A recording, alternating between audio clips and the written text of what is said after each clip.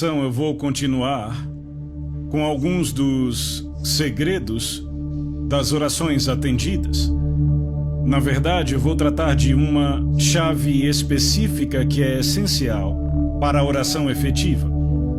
E embora esta chave seja claramente apresentada por toda a Bíblia, desde o Antigo Testamento até o Novo, eu penso que a maioria dos cristãos não atenta para a sua existência. E eu creio que a falha em usar esta chave sobre a qual eu vou falar é uma das causas principais da ineficácia no corpo de Cristo. Você já deve estar pensando, que chave é esta?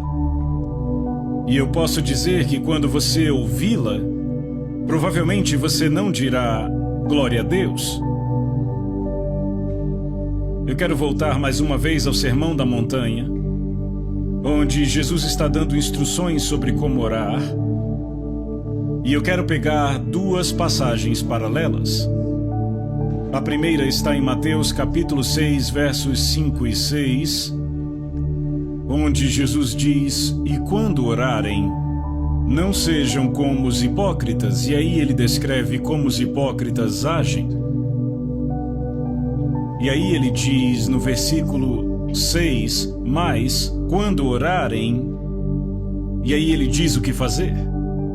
Então ele usa a frase "quando orarem" duas vezes. Da primeira vez, ele começa com uma negativa: "Não orem como os hipócritas". Mas ele não termina aí.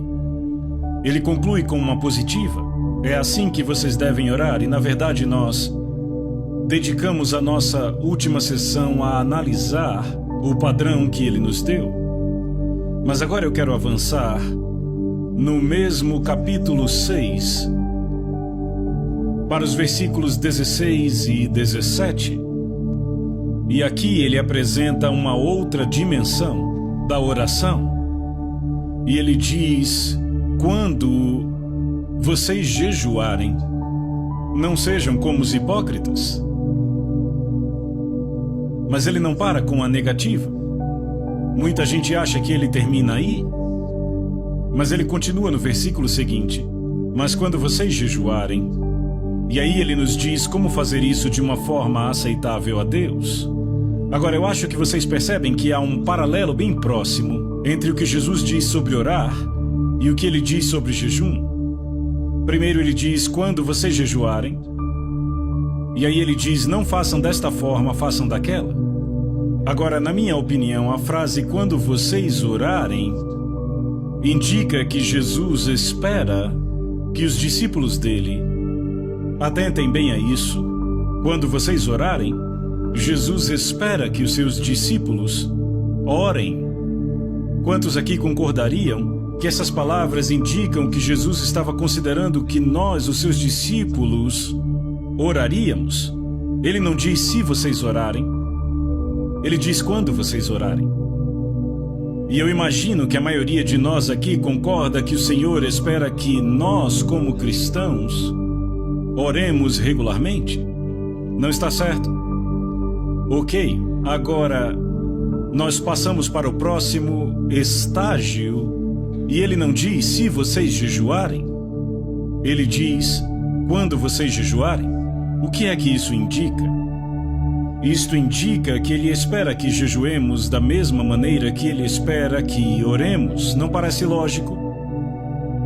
Você está aqui comigo, ainda que talvez relutantemente, mas ainda está comigo? Bem, não fique relutante. Eu concordo que esse assunto do jejum não é um daqueles para os quais dizemos facilmente glória a Deus, mas eu garanto a vocês que quando aprenderem sobre ele, vocês dirão glória a Deus, vocês dirão obrigado, Deus, por nos dar esta chave. Veja, as palavras de Jesus sobre oração e jejum são absolutamente e exatamente paralelas. Quando vocês orarem, não orem desta forma, mas orem desta. Quando vocês jejuarem, não jejuem desta forma, mas jejuem desta outra. Então Jesus põe a oração e o jejum exatamente no mesmo nível. Minha conclusão é que se ele tem expectativa que oremos, ele também espera que jejuemos. E eu me alegro muito porque eu tenho um grande predecessor no ministério que chegou à mesma conclusão. Na verdade, a muitos deles, Lutero chegou à mesma conclusão, mas aquele sobre o qual estou falando é John Wesley. E eu li o diário de John Wesley há alguns anos e ele mexeu comigo e me estimulou. E ele disse algo parecido com isto. Eu estou convencido que se um cristão entendeu a necessidade de jejuar e não pratica o jejum, ele vai se desviar com a mesma probabilidade de um cristão que entendeu a necessidade de orar e não ora. E John Wesley não ordenava para o ministério metodista nenhum homem que não se comprometesse a jejuar todas as quartas e sextas até as 4 da tarde. Era um requisito básico para ser ordenado no ministério metodista.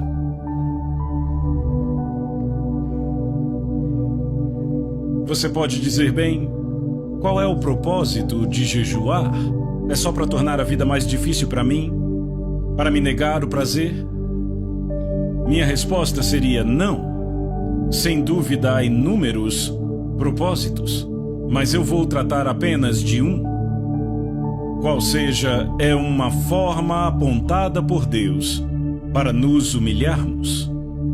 E eu vou mostrar isso a vocês de forma muito clara na Bíblia. Veja, a maior e mais específica barreira para obtermos resposta às nossas orações é o orgulho. E qualquer coisa que possa retirar esta barreira do nosso caminho vai facilitar a resposta à nossa oração. Nesses últimos dias, Deus vem pessoalmente falando comigo sobre o terrível perigo do orgulho. E Ruth, a minha esposa, pegou um livrinho que ela tem, mas que, na verdade, não prestávamos muita atenção, de Andrew Murray, que é um dos pregadores da geração passada que continua alimentando o povo de Deus hoje. Quantos aqui já leram algum livro do Andrew Murray? Bastante gente aqui, isso é muito bom. Eu não sei quem conhece o livro. No original, o título é A Humildade do Nosso Senhor. Ele vem sendo republicado com um título mais simples. Eu acho que ficou só Humildade. E eu o li algumas semanas atrás. E ele realmente falou comigo profundamente sobre a minha própria vida. Eu já odeio o orgulho há anos, mas eu obtive uma nova visão do quão perverso e do quão maligno o orgulho é, e de como ele nos afasta de todas as bênçãos que Deus tem para nós. Essa mensagem vai por toda a Bíblia. É uma verdade universal. Ela não foi demonstrada primeiramente na Terra. Sabe, a primeira demonstração do mal do orgulho? Qual foi o primeiro pecado da história do universo? Me digam. Orgulho, sim, quem cometeu o pecado? Lúcifer, isso mesmo, um anjo no céu. E se aquele orgulho, se o pecado do orgulho pôde ser cometido no céu, fazendo com que um anjo perdesse o seu lugar, quanto mais suscetíveis estamos ao pecado do orgulho devido à natureza pecaminosa nesta terra. Eu vou dar aqui 3 passagens da Bíblia que tratam de orgulho e de humildade. A primeira fica em Lucas 14, versículo 11. E é o final de uma parábola onde Jesus explica como agir quando se é convidado a um banquete, em Lucas 14. E sabe, nós somos convidados para banquetes hoje em dia, às vezes. Eu fui convidado para um ontem. E Jesus disse, ele era tão prático. Ele sempre dava ilustrações muito simples. Primeiro, eu quero dizer que Deus nunca disse que ele vai nos humilhar. Ele sempre nos diz para nos humilharmos. Eu digo às pessoas, Deus podia te humilhar, mas só você pode se fazer humilde. Não ore, Deus me torne humilde, porque essa não é uma oração bíblica e, além do mais, provavelmente você se arrependerá dos resultados desta oração. Algumas semanas ou meses depois, quando você se encontrar na situação mais humilhante e perguntar, Deus, como eu vim parar aqui? Bem, você orou. Você orou. Jesus diz, quando você for convidado para um banquete, não saiam correndo para pegar o melhor lugar, o lugar de honra. Porque você será envergonhado quando alguém chegar e disser: é o orador que senta aqui. Você arranje um lugar naquele canto ali. Jesus disse: quando chegarem, peguem o lugar mais inferior. Muito sábio, quando você está no fundo, não tem mais lugar nenhum para ir, a não ser para cima. Não sei se vocês conhecem uma oração de um homem chamado John Bunyan. Eu trago isso há anos. Ele diz: aquele que está embaixo não teme nenhuma queda. O que se humilha não teme nenhum orgulho. Aquele que é humilde sempre terá Deus como seu guia. Veja, quando você está no chão, está seguro. Não dá para ir mais para baixo. Muito raramente eu ministro em reuniões públicas grandes como esta, sem antes tomar meu lugar de rosto no chão, de joelhos diante do Senhor. E eu digo a vocês, antes desses encontros, Ruth e eu ficamos assim por muito tempo. É ali que eu me sinto realmente seguro, lá no chão. Então Jesus disse no fim da parábola: se você não quer ser envergonhado, evite a situação. Não vá sentar na melhor mesa. Sente no lugar mais inferior e só terá um lugar para ir para cima. E ele resume tudo nestas palavras em Lucas 14:11. Pois todo aquele que se exalta será humilhado, mas aquele que se humilha será exaltado. Isto é universal, ou seja, se aplica no universo, aplica-se no céu e se aplica na terra. A grande demonstração dessa verdade está em Lúcifer e em Jesus.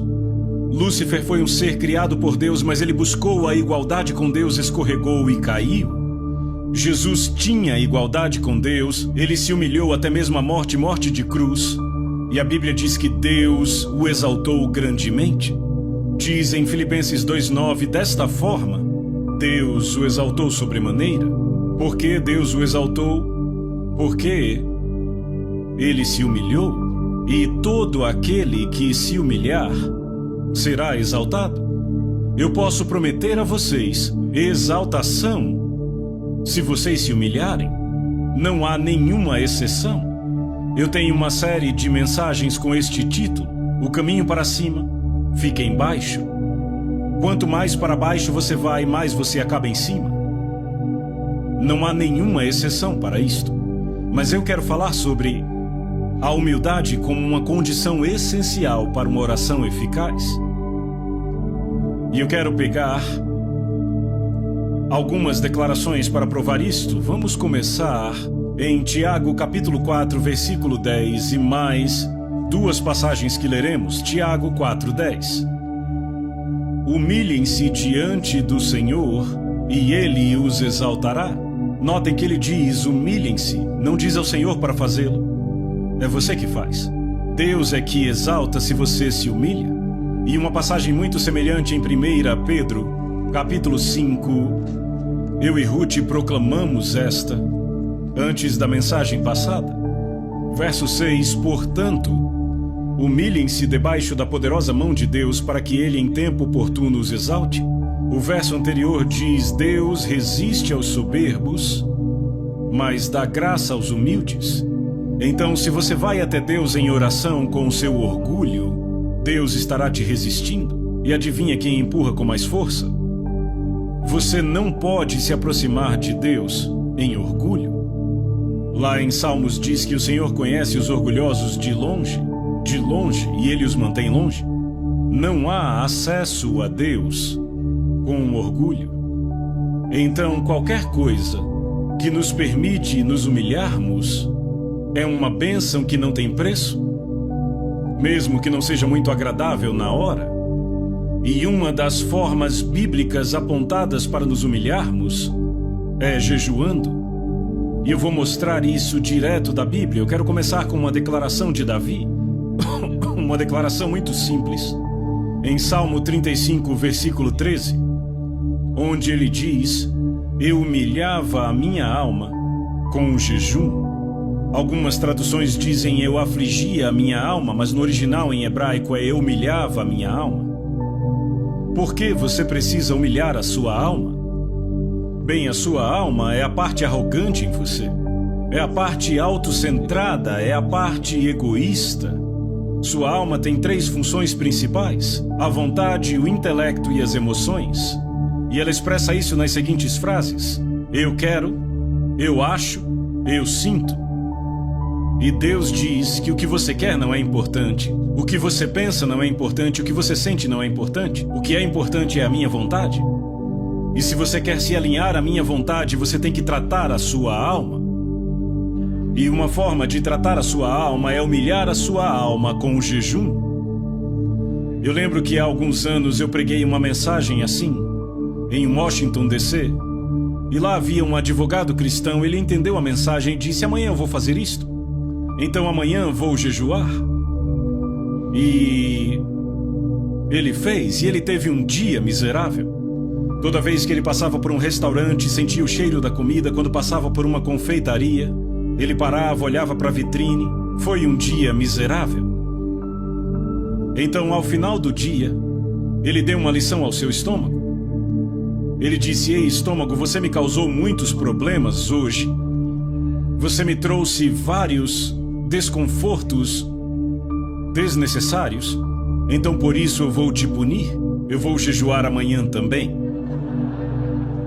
Veja, isto é humilhar a sua alma. É trazê-la à sujeição. Deixa eu dizer isto. O estômago é um maravilhoso servo, mas é um mestre terrível. Quem é o mestre em sua vida? Você ou seu estômago? Boa pergunta. É uma pergunta que todos temos que fazer. Acredite, pessoas no ministério não estão isentas desta pergunta. Eu já lutei batalhas contra meu estômago várias vezes. Mas quando obtive a vitória, eu fui abençoado. Nem sempre imediatamente, nem sempre dramaticamente, mas de um jeito ou de outro, eu recebi a bênção de Deus. E aí, se eu me torno arrogante, a bênção de Deus se afasta. E eu digo: Deus, o que acontece? E Ele gentilmente indica de uma forma ou de outra: você se tornou orgulhoso e autocentrado de novo, quis do seu jeito. Você está deixando sua vontade e sua alma falarem. Ela tem que ser trazida à sujeição à minha vontade, à minha palavra e ao meu jeito.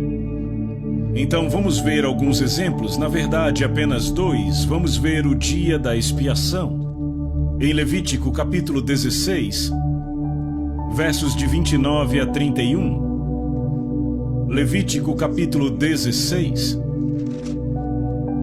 versículos de 29 a 31. Veja, este é um capítulo bem longo.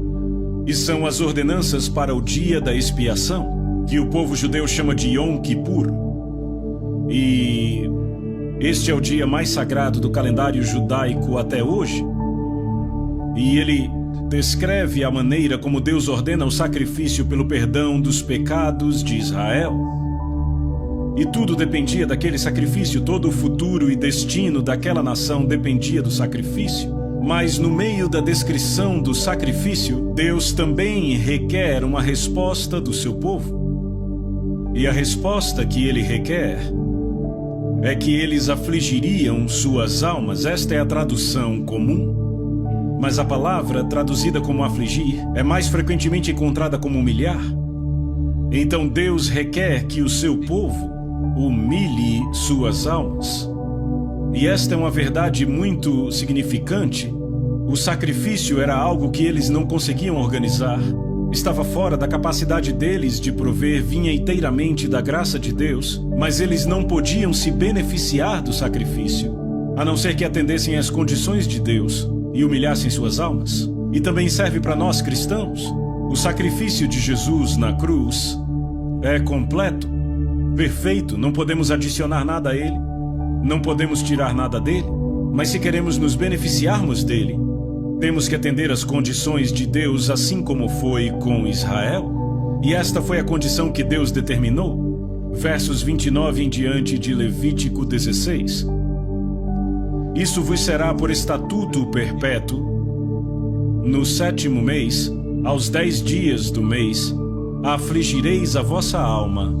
E nenhuma obra fareis, nem o natural, nem o estrangeiro que peregrina entre vós, Porque naquele dia o sacerdote fará expiação por vós, para purificar-vos, e sereis purificados de todos os vossos pecados perante o Senhor. É sábado de descanso solene para vós outros, e afligireis a vossa alma. É estatuto perpétuo. Agora, o povo judeu sempre entendeu muito bem, e com bastante precisão, que a frase afligireis a vossa alma significa jejuar. Ficar sem comida, de fato e de verdade. Naquele dia, normalmente ficavam sem comida, nem bebida. A propósito, deixa eu definir jejum para que possamos avançar. Minha definição de jejum é se abster de comida para propósitos espirituais. Frequentemente também de bebidas, mas, falando de forma geral, não é. E se você se abstém de líquido, cabe a você decidir. Mas o que eu quero apontar aqui é que era requerido a Israel humilhar a sua alma para receber o benefício do sacrifício feito em seu favor. E o povo judeu, por cerca de 3.400 anos, sempre soube que humilhar sua alma significava jejuar. Na verdade, esta é uma prática que não foi quebrada na história desde os tempos de Moisés até hoje. No dia da expiação, eles afligem suas almas, jejuando. E no Novo Testamento, em Atos capítulo 27, versículo 9, este dia é chamado Dia do Jejum, que é a confirmação no Novo Testamento do entendimento de que afligir nossas almas é jejuar, é trazer nossas almas à sujeição, é não permitir que nossa alma dite algo para nós ou para Deus, é nos submetermos a Deus. E eu reforço meu ponto com uma conversa que Deus teve com a terra, quando Ele nos comunica que a resposta que Ele quer de nós, da mensagem da graça, é apresentarmos nosso corpo. Não é algo lá em cima, voando no etéreo. É algo bem aqui embaixo na terra, prático. E quando Deus diz, eu quero que vocês se humilhem uma forma, e de jeito nenhum é a única forma, uma forma, é jejuando. E então lemos a respeito do retorno dos exilados, depois do cativeiro da Babilônia, em Esdras capítulo 8. Esdras recebeu a tarefa de liderar um grupo de exilados da Babilônia até Jerusalém. Era uma jornada de 4 meses. Naqueles dias, e tinham que passar por um território onde havia bandidos, ladrões e inimigos de Israel. E Esdras tinha consigo não apenas mulheres e crianças, como também os mais preciosos vasos do templo para levar de volta. A questão era como ele conseguiria uma passagem segura. E aqui está a solução de Esdras. Vamos ler em Esdras 8, começando do versículo 21. Então apregoei ali um jejum junto ao rio Ahava, para nos humilharmos perante o nosso Senhor, para lhe pedirmos jornada feliz para nós, para nossos filhos e para tudo o que era nosso. Como foi que eles se humilharam? Apregoaram um jejum, veja, era um jejum público para todo o povo de Deus. E então ele vem com esta afirmação bem interessante, porque tive vergonha de pedir ao rei, exército e cavaleiros, para nos defenderem do inimigo no caminho, porquanto já havíamos falado com o rei, dizendo a ele, a boa mão do nosso Deus é sobre todos os que o buscam para o bem deles, mas a sua força e a sua ira contra todos os que o abandonam. Vejam, Esdras se colocou em um lugar pelo seu testemunho, no qual ele tinha que provar aquilo que ele havia dito. Ele disse ao rei, o nosso Deus é o Deus Todo-Poderoso, é o Deus dos céus, ele nos protege. E então ele recebeu a tarefa de levar aqueles exilados de volta numa situação muito perigosa. E ele diz, eu poderia ter ido ao rei e pedido uma escolta, soldados e cavaleiros, mas como isso se encaixaria na minha afirmação que Deus protege o seu povo? Frequentemente acontece conosco, testemunhamos e temos que viver do nosso testemunho. E então ele disse, eu não escolhi o caminho carnal, eu não escolhi o caminho do mundo, eu escolhi o caminho espiritual. Buscar a proteção de Deus não com soldados e cavaleiros, mas jejuando, humilhando-nos diante de Deus, invocando sua proteção. Você lê essa história, mas ele conclui no versículo seguinte, nós, pois, jejuamos e pedimos isto ao nosso Deus, e ele respondeu a nossa oração. E você lê o resto da história, eles passaram em segurança, sem nenhuma perda, nenhum acidente. E em muitas situações, somos confrontados com duas alternativas: tomaremos o caminho carnal ou tomaremos o caminho espiritual. Bem, então deixa eu falar e testemunhar da minha própria experiência.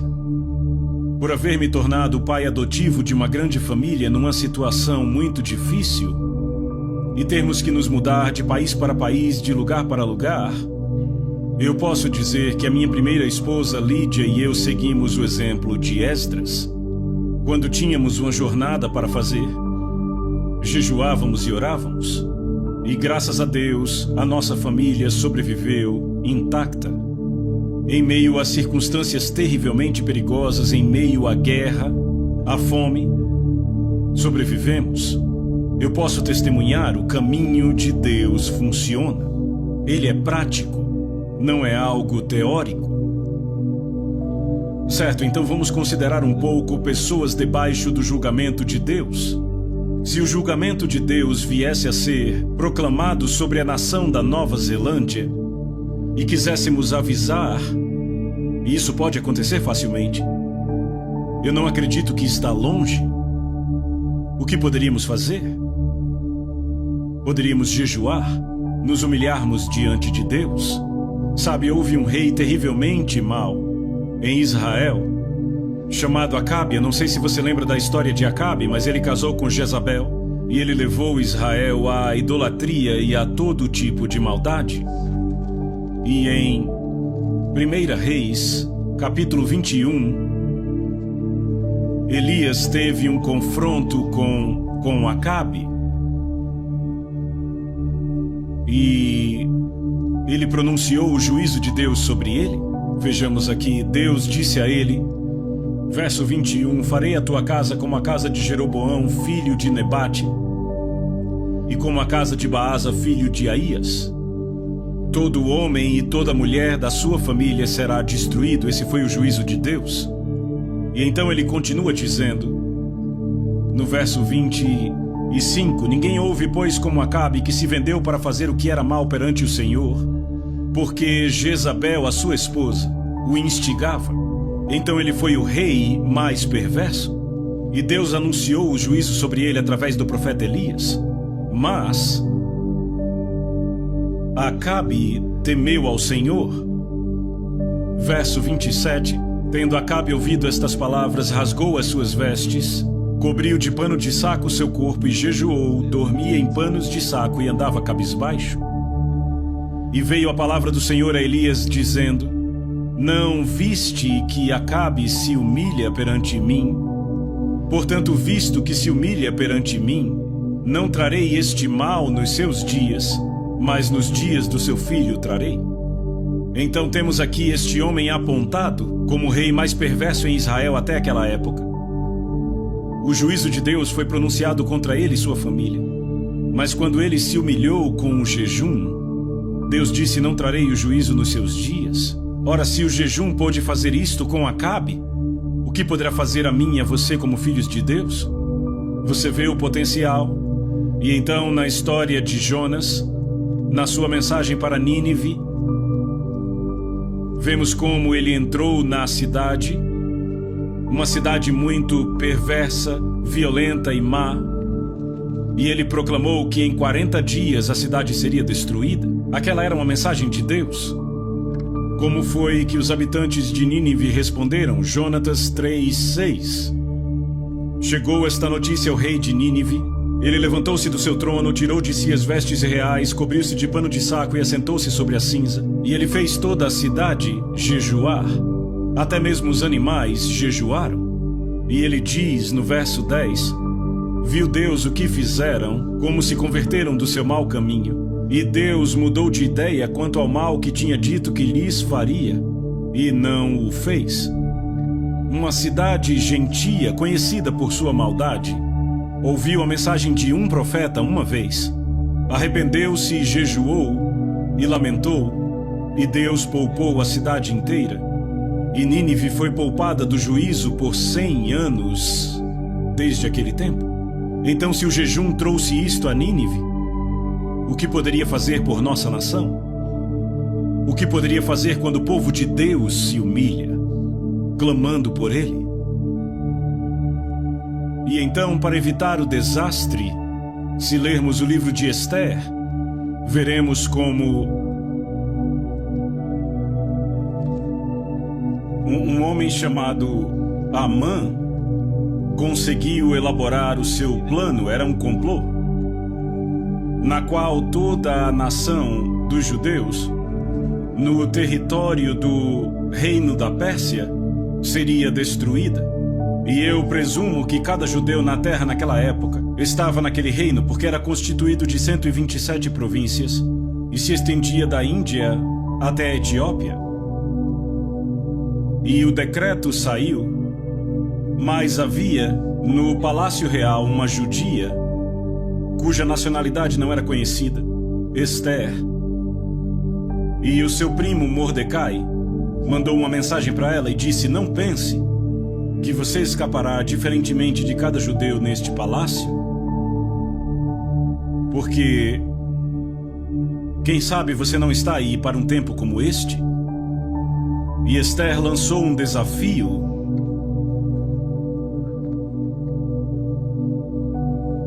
E ela disse: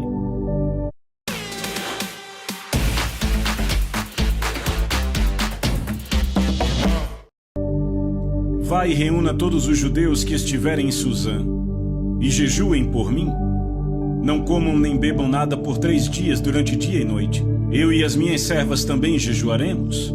Depois irei falar com o rei, ainda que seja contra a lei, e se eu tiver de morrer, morrerei. Você lê o resto da história, que quando o edito foi proclamado, a situação inteira foi totalmente invertida e termina com um triunfo para o povo judeu e a preservação da nação judaica. O que foi que mudou a história? Qual foi o ponto de virada? Foi quando o povo de Deus jejuou. Sabe, eu penso que é quase impossível exagerarmos sobre o potencial do jejum para mudar o curso da história. Não é de espantar que Satanás tente manter esta chave fora do alcance do povo de Deus. Ele tem medo disto. Agora, há também muitos exemplos no Novo Testamento sobre jejum, e eu quero falar apenas de 2 exemplos. Um que eu chamo de jejum individual e o outro jejum coletivo. E no ministério de Paulo, em 2 Coríntios, capítulo 6, ele dá uma lista das maneiras como ele aprovou a si mesmo como ministro de Cristo. 2 Coríntios 6, versículos 4 e 5. Pelo contrário, em tudo, recomendamos a nós mesmos como ministros de Deus. E então ele lista várias maneiras que o recomendaram como ministro de Deus. E ele diz assim: na muita paciência, nas aflições, nas privações, nas angústias, nos açoites, nas prisões, nos tumultos, nos trabalhos, nas vigílias, nos jejuns. Então Paulo está dizendo que uma das formas como ele provou que ele era ministro de Deus foi jejuando. E então na mesma carta, capítulo 11, versos 23 e 27, ele traz uma lista similar àquela. Ele diz: são ministros de Cristo, falo como fora de mim eu ainda mais. E então ele dá uma lista completa de maneiras de como ele foi um ministro de Cristo. E no verso 27, ele continua a lista: em trabalhos e fadigas, em vigílias muitas vezes, em fome e sede, em jejuns muitas vezes, em frio e nudez. Então ele diz: jejuei muitas vezes.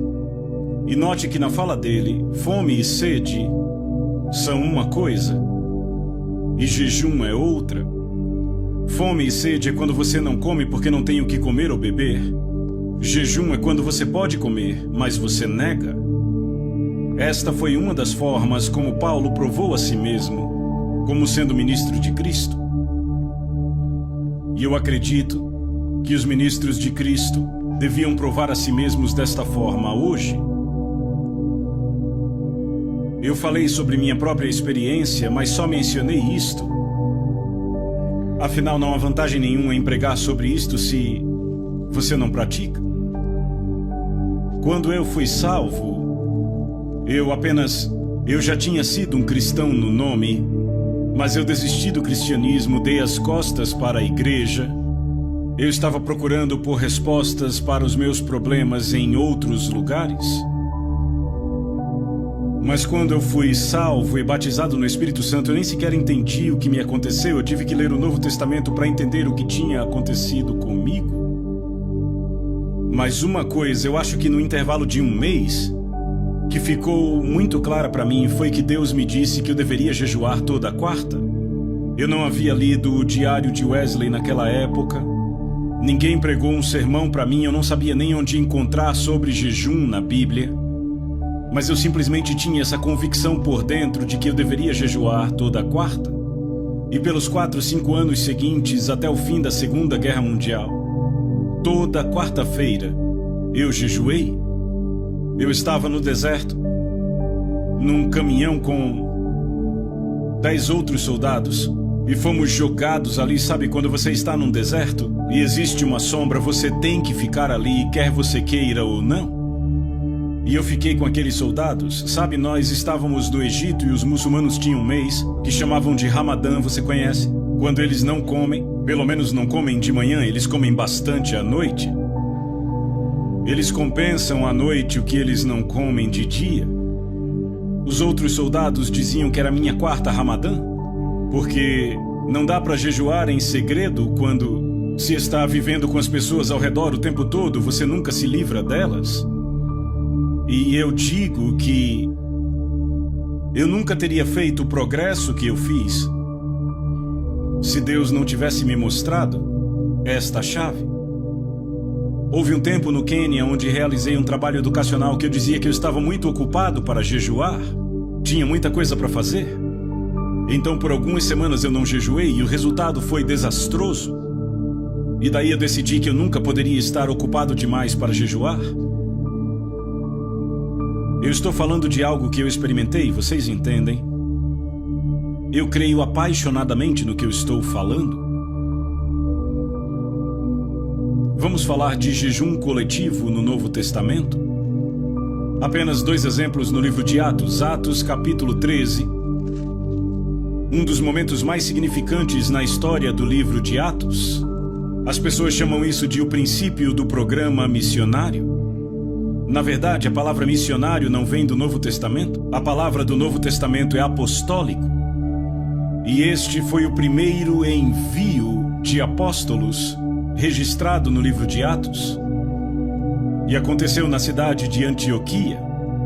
Atos 13, versos de 1 a 4 diz assim: havia na igreja de Antioquia profetas e mestres, Barnabé, Simeão, Lúcio, Manaém e Saulo, que mais tarde tornou-se Paulo. Então havia 5 homens que eram reconhecidos como profetas e mestres. O versículo seguinte diz: e servindo eles ao Senhor e jejuando. Como eles ministravam ao Senhor? Jejuando. Apenas deixando de lado qualquer outra atividade, ficando na presença de Deus, esperando que Ele falasse. A Nova Versão Internacional diz: enquanto adoravam ao Senhor e jejuavam. Este é um dos pontos mais cruciais na história da igreja. Como isto aconteceu? Será que eles sentaram para pensar num plano? Ou trabalharam num sistema? Não. Eles deixaram de lado todos os seus esforços e esperaram Deus falar. E a forma como se consagraram foi deixando de lado a comida. Quem sabe por quanto tempo, talvez 1 dia, 2 dias, eu não acredito que foi tão longo. Mas eles simplesmente tiraram um tempo desligados de qualquer ocupação e distração, a fim de ouvir de Deus. E Deus falou. Diz: e servindo eles ao Senhor e jejuando, disse o Espírito Santo: Separai-me agora Barnabé e Saulo para a obra que os tenho chamado. Então ouviram de Deus a estratégia dele? Sabe qual o maior problema da igreja de hoje? É que raramente a igreja segue a estratégia de Deus.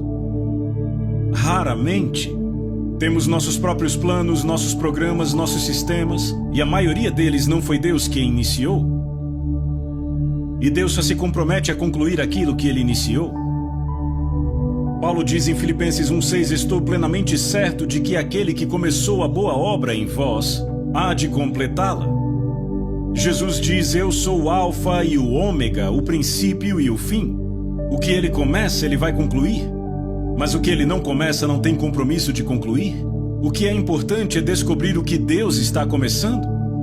Qual é o plano de Deus? Como podemos ouvir de Deus? E a igreja antiga estabeleceu o padrão. Eles tiraram um tempo de tudo, incluindo de comer. E disseram: temos que ouvir de Deus. E eles ouviram. Deus disse: bem, eu tenho um plano. Eu quero que separem 2 homens, Barnabé e Saulo, e os enviem. Não os enviaram imediatamente? Ouçam. Diz: então, jejuando e orando, e impondo sobre eles as mãos, os despediram. Então jejuaram de novo. Da primeira vez jejuaram para saber a vontade de Deus. Da segunda vez jejuaram para comprometer aqueles homens a cumprir a vontade de Deus. E o versículo seguinte diz: enviados, pois, pelo Espírito Santo. E a palavra enviados aí vem de uma bela palavra grega que significa enviados e acompanhados.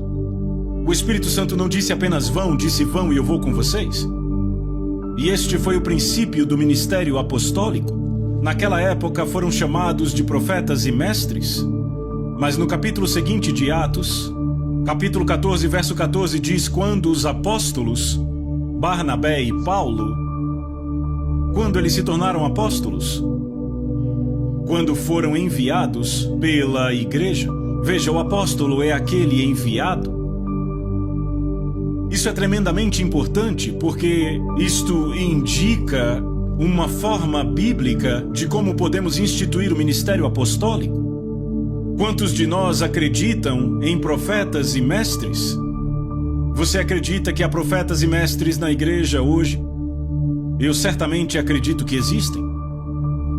Se profetas e mestres esperaram por Deus jejuando e buscando, isto abre um padrão, uma forma bíblica de Deus enviar apóstolos. Quantos acreditam que pode haver apóstolos na igreja hoje? É uma boa coisa, porque são postos na igreja para aperfeiçoá-la. Se tivessem sido banidos, a igreja nunca estaria completa. Então, o momento mais decisivo daquele período foi o envio daqueles apóstolos. No que isto resultou? Digam em uma palavra: não ouvi na igreja. Agora, eles ganharam muitas pessoas para o Senhor nas cidades que visitaram, e então tiveram que estabelecer igrejas. Primeiramente tinham grupos de discípulos, e depois tiveram que construir igrejas. Qual foi o ponto de transição de um grupo de discípulos para a igreja? Quais pessoas tiveram que ser levantadas? Me digam. Presbíteros, isso mesmo. Foi aí que os discípulos se tornaram uma igreja, quando surgiram os presbíteros para governar.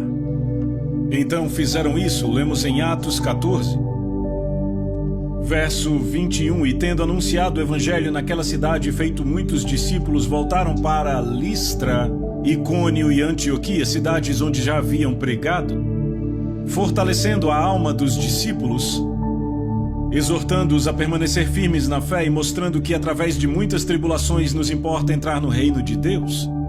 Então, tendo levantado presbíteros em todas as igrejas e orado com jejum, os recomendaram ao Senhor. Como levantaram presbíteros? Como entraram na mente do Senhor para saber quem seriam? Tem versões que trazem a palavra eleição. Sim, mas foi uma eleição de Deus. Como entenderam a mente de Deus? Qual foi a chave? Não ouvi vocês. Jejum, obrigado. Vocês veem 2 nomeações decisivas na obra da igreja: apóstolos e presbíteros. E na igreja antiga, ambas as nomeações foram alcançadas através da oração e do jejum. Por que esperaríamos fazer de alguma forma diferente em nossa época? Será que podemos melhorar este método? Deus nunca nos pediu para melhorar nada, apenas nos pediu para seguir. Entendem? Aqui está uma chave. E eu estou pondo ela em suas mãos. O que farão com ela? O que os cristãos desta nação vão fazer com esta chave? O que os cristãos da Austrália farão com esta chave? O que os cristãos da Inglaterra farão com esta chave, África do Sul e todas as outras nações onde esta mensagem chegar? Você acha que Deus mudou? Será que encontramos uma maneira melhor? Certo, então agora eu quero apontar duas conclusões. A primeira está na conhecida passagem em 2 Crônicas 7:14. Eu a chamo de esperança para uma nação. Esperança para uma nação. Quantos sabem o que 2 Crônicas 7:4 diz? Muitos, graças a Deus.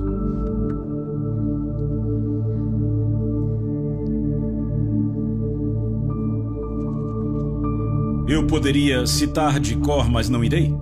Deus fala, e ele diz: se o meu povo, que se chama pelo meu nome, se humilhar e orar e buscar a minha face e se converter dos seus maus caminhos, então eu ouvirei dos céus, perdoarei seus pecados e sararei a sua terra. Então são 7 passos.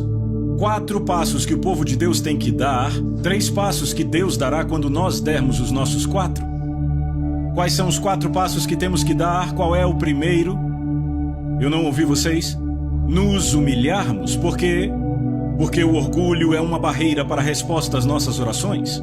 O próximo é orar. Deus diz: não comece a orar até tratar do seu orgulho.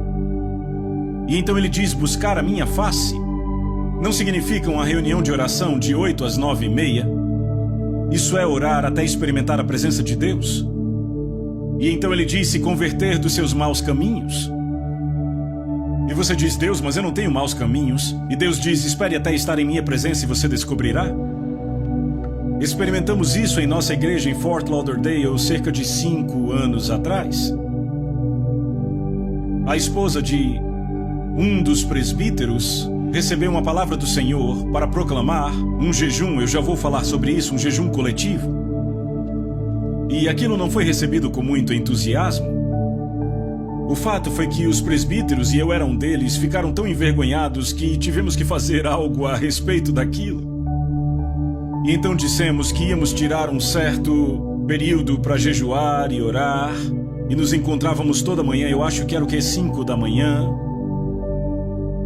Bem, eu não estava lá. Ruth e eu estávamos viajando quando começaram.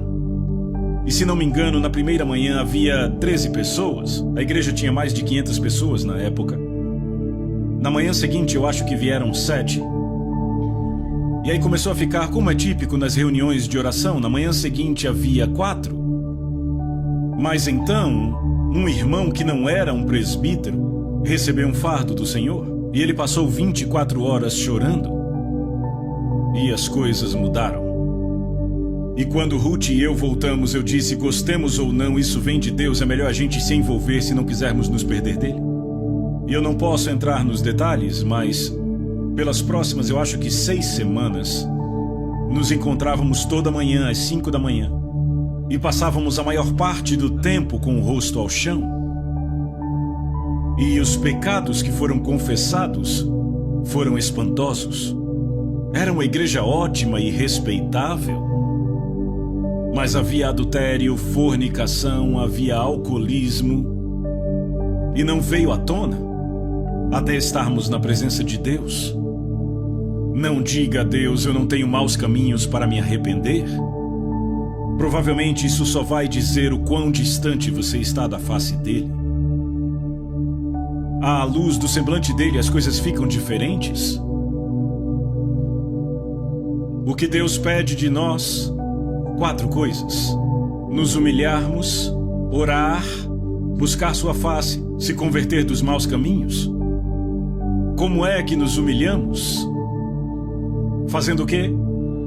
Você entendeu a mensagem? Certo, veja, você pode jejuar e ser muito orgulhoso. Jesus disse: não jejue assim. Não é assim que se jejua, é assim que os hipócritas jejuam. Mas ele não disse, é por isso que vocês não jejuarão. Não, ele disse, jejue da maneira certa, não da errada. Então Deus diz, eu faço 3 coisas. Se você faz as 4, eu faço as 3. Eu ouvirei, eu perdoarei os pecados e eu sararei a sua terra. Quantos aqui gostariam de ver a sua terra sarada? Será que Deus já te mostrou um caminho? Será que há um remédio bíblico? Eu creio que há. Vamos para uma última passagem na Bíblia. Joel capítulo 2.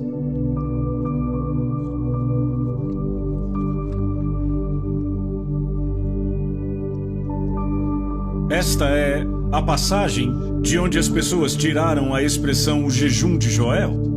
Joel 2,15. Tocai a trombeta em Sião, promulgai um santo jejum, proclamai a assembleia solene, congregai o povo, santificai a congregação, ajuntai os anciãos, os filhinhos e os que mamam. É interessante, naquela época tínhamos crianças de colo e crianças maiores nos encontros. Quase toda manhã lá estavam elas e elas pareciam incomodadas e desapontadas quando seus pais não as acordavam para a oração. Sabe, era um exemplo vivo disso. Vamos continuar. Saia o noivo da sua recâmara e a noiva do seu aposento. Chorem os sacerdotes, ministros do Senhor, entre o pórtico e o altar, e orem. Que digam, poupa o teu povo, ó Senhor, e não entregues a tua herança ao opróbrio, para que as nações façam escárnio dele, porque hão de dizer entre os povos onde está o seu Deus. Note que, acompanhando, percebemos que ele menciona 3 categorias: os sacerdotes, os ministros e os anciãos. E aqui está a responsabilidade da liderança na igreja de dar o exemplo, de tomar a dianteira. Sabe quem são os líderes? As pessoas que vão na frente. Às vezes os ministros estão liderando de trás. Isto não é liderança. Jesus, no jardim do Getsêmani, levou seus discípulos consigo. E então tomou 3. E eles pararam e diz que ele foi um pouco mais adiante. Isto é liderança? É ir um pouco mais adiante?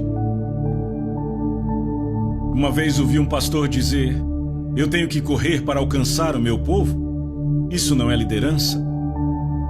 Aqui está a responsabilidade da liderança. Agora, ouçam a última declaração, onde no mesmo capítulo, versículo 28, e acontecerá depois que derramarei o meu espírito sobre toda a carne.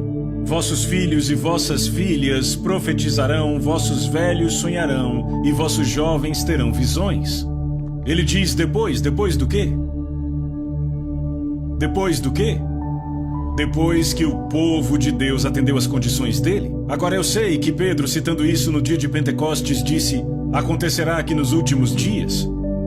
Mas aquele não era um cumprimento total, era um cumprimento antecipado, e é muito significante porque, naquela passagem em Atos 2, Pedro cita o Senhor dizendo, derramarei do meu espírito. Algo do meu espírito, e aquilo começou no dia de Pentecostes. Mas nesta passagem Deus diz, eu derramarei o meu espírito, não do meu espírito, mas eu liberarei o meu espírito na terra, sobre toda a carne. Irmãos e irmãs, ainda não vimos isto, vimos apenas um pouco salpicado. Há mais de 1 bilhão de muçulmanos na terra que nunca foram tocados pelo Espírito de Deus.